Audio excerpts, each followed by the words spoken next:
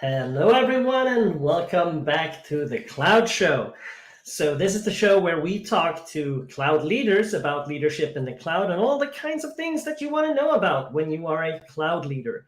And as usual, we have a wonderful guest for the show tonight. It's going to be a conversation with my good friend and former colleague, Mustafa Toroman, one of the best and most experienced cloud people I have ever had the pleasure of working with.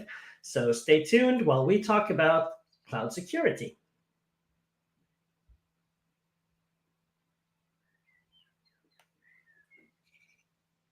Hello, hello, hello.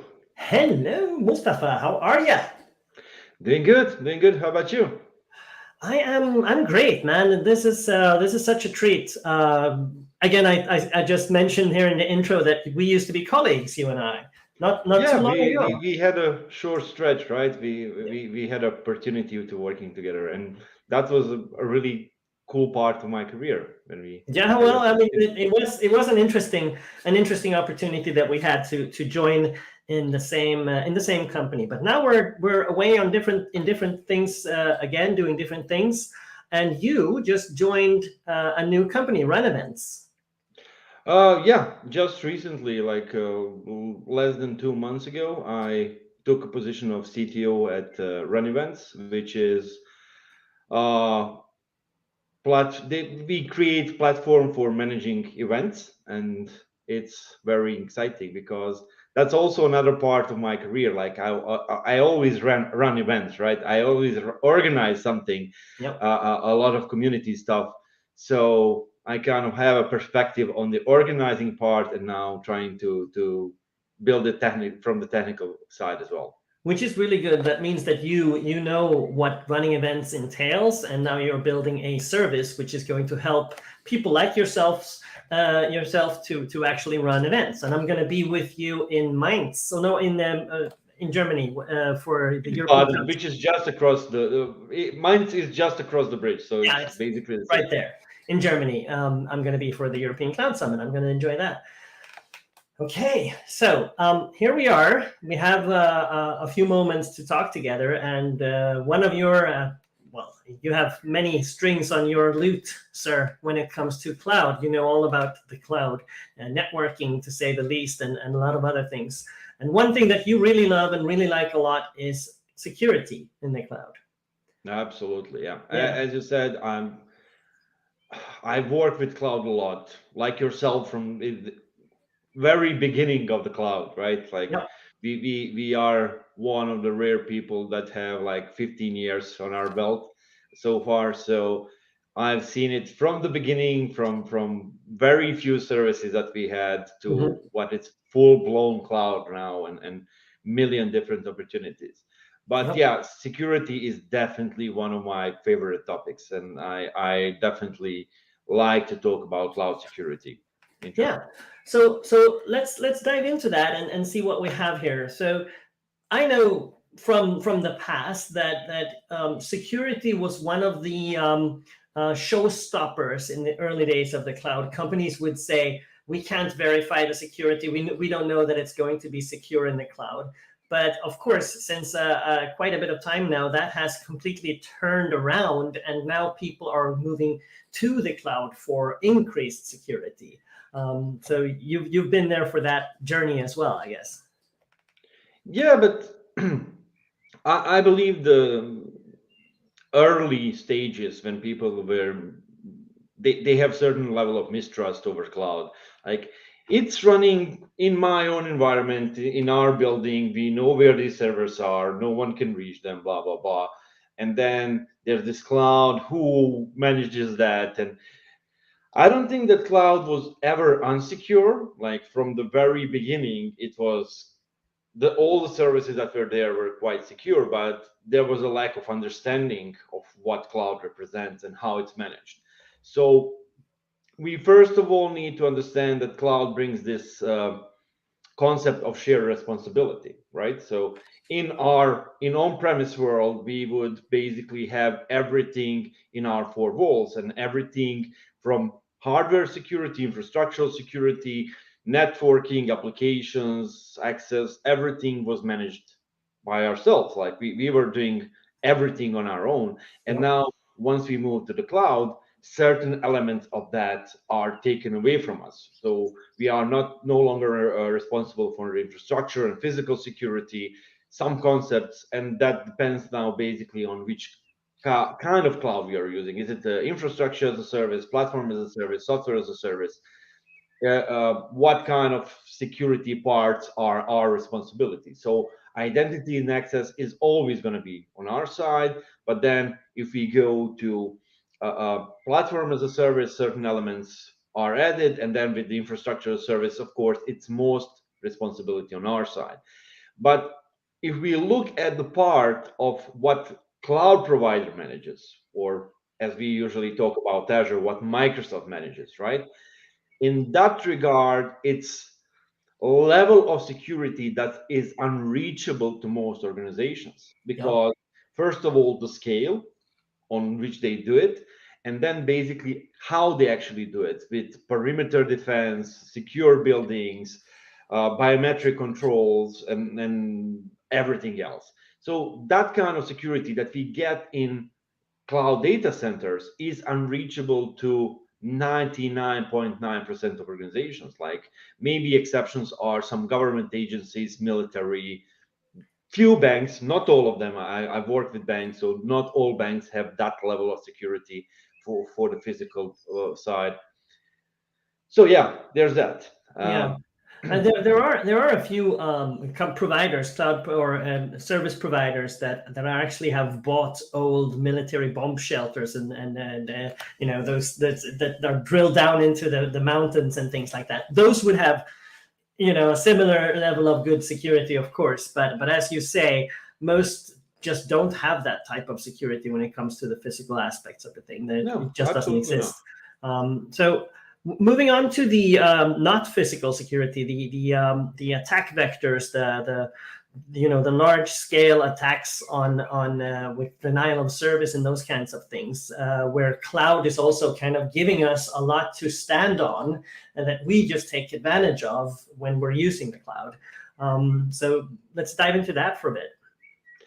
Yeah, that's a whole other concept of this cloud part, like comparing on-prem to the cloud, right? Yeah. So in on-prem, we kind of protected our little world. Like, we considered our network is something completely isolated, and we are controlling everything that's inside and just protecting it from the outside attacks. And now we have cloud services that are basically usually reachable over the internet, and it changes the game entirely, right? But in on-prem, we use something called perimeter defense and secure by design, which in cloud could never work. Now, it didn't work even on-prem. Like, some things tells us that. Like, if you look at the data and statistics on how data breaches happen and how much time attackers spend in your environment and etc., that approach with perimeter defense and secure by design, that never actually worked. Because if someone actually breached your network, they would spend like 9 months in there before you actually discover them.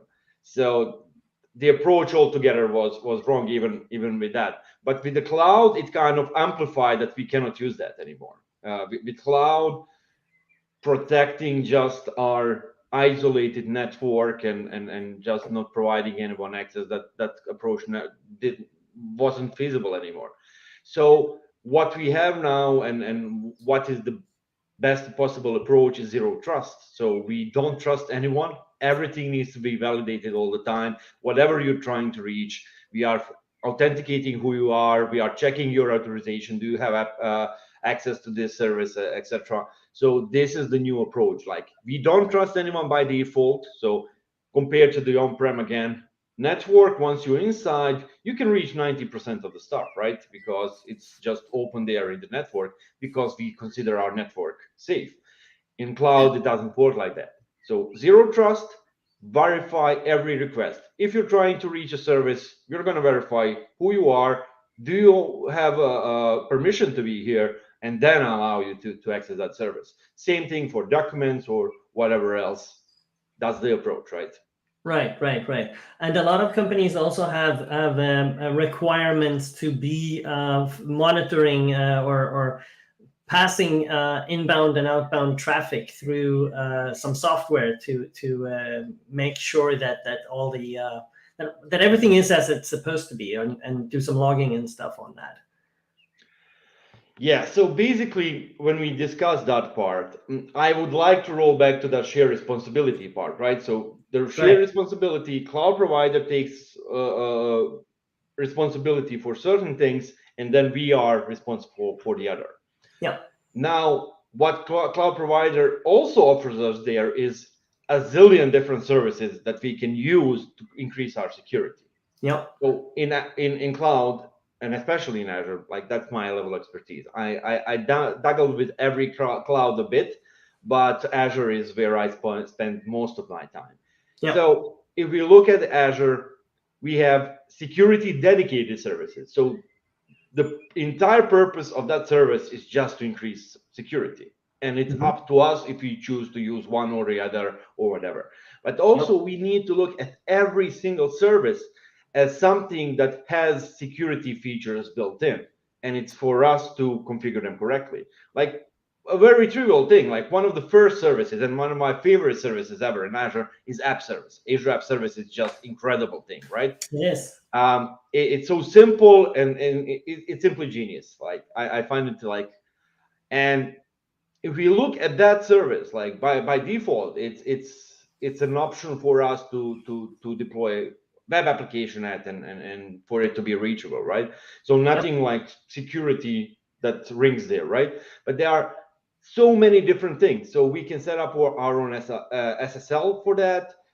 We can enforce that all traffic needs to go to HTTPS. We can select which level things we want to use, or like what version of TLS we want to use. We can set up course policies. So these are all security features, right? These are very important from a security perspective, and they are just built in the service.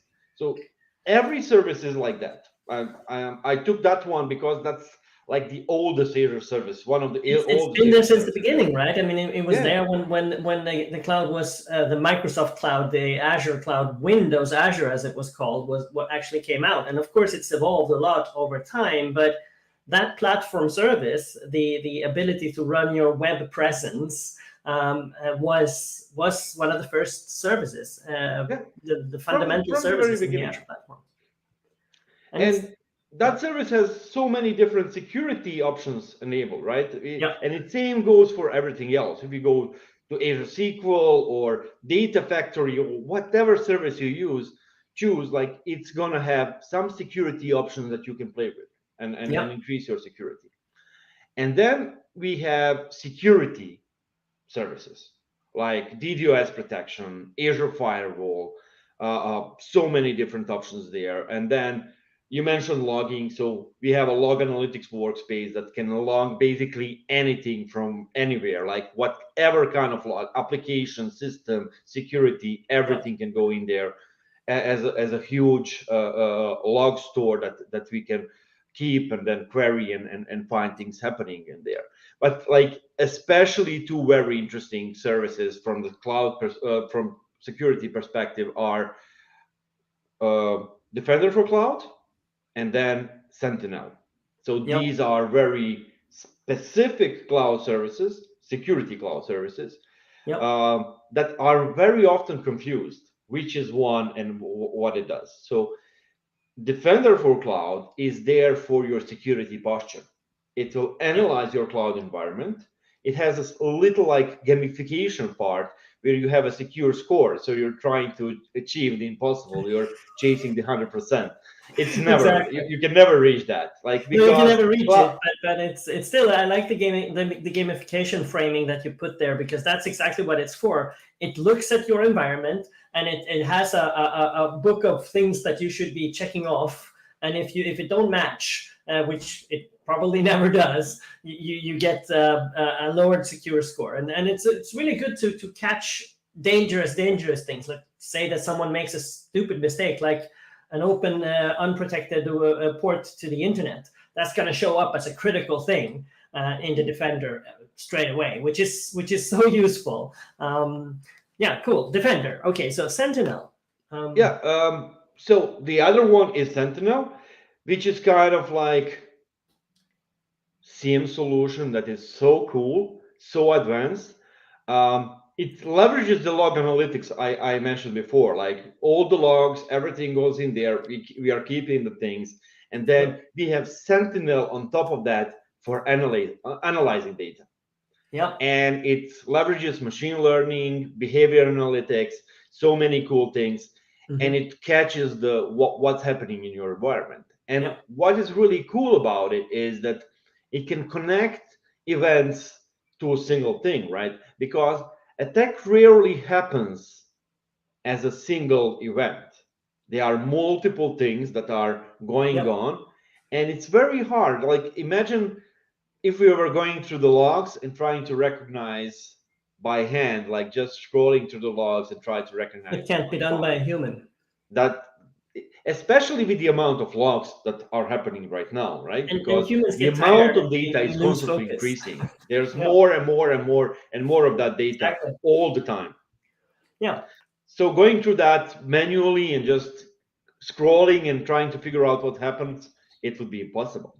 So what Sentinel does is basically, Sentinel does it for you. So it analyzes the events and then connects them together and presents you, okay, you have a security incident. And these are the events that are related to incident.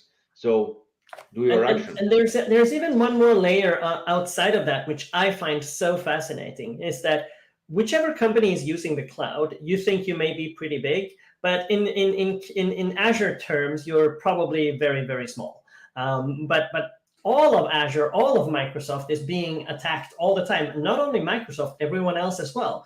But what I'm trying to say is that Microsoft has so much data from attacks on every service, on every customer, that they can see attack patterns that are global, that are much larger than just your organization. And they can actually use that information to indicate to you that something that you can't see based on your data you can't see that it is an attack. Microsoft could actually tell you that this is part of a larger attack pattern.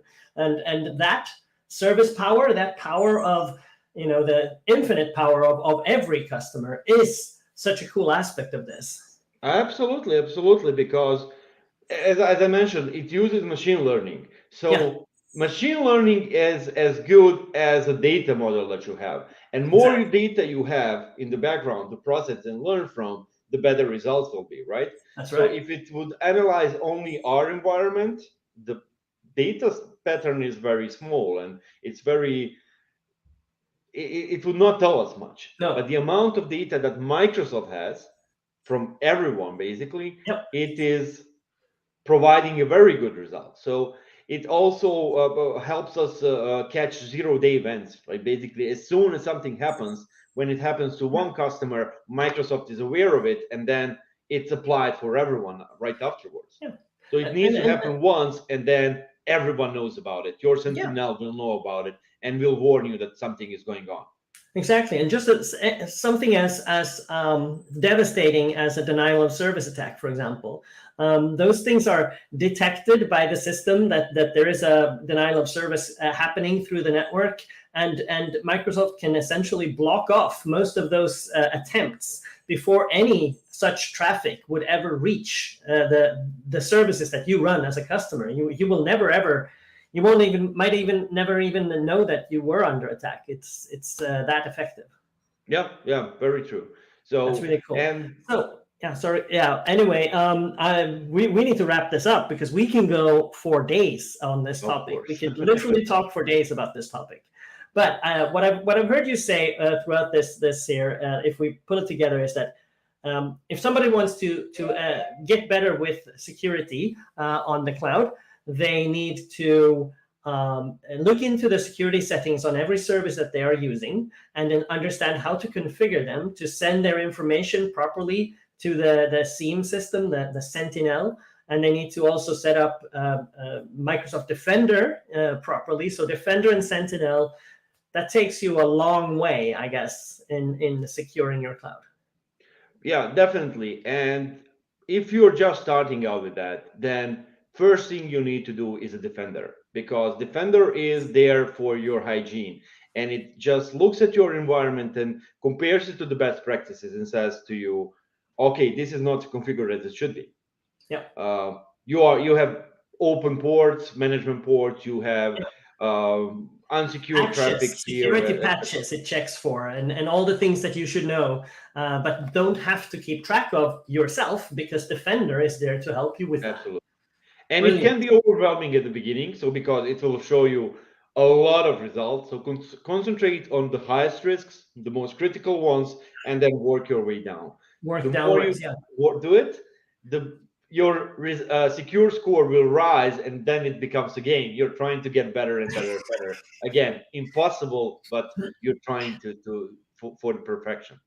So brilliant. Tap into playing that game of secure score. It's going to be worth it. Thank you so much, Mustafa, for being on the Cloud Show today. It was a brilliant time talking to you, and I hope you'll be back on the show again sometime in the future. Anytime you have me, it was my pleasure being here.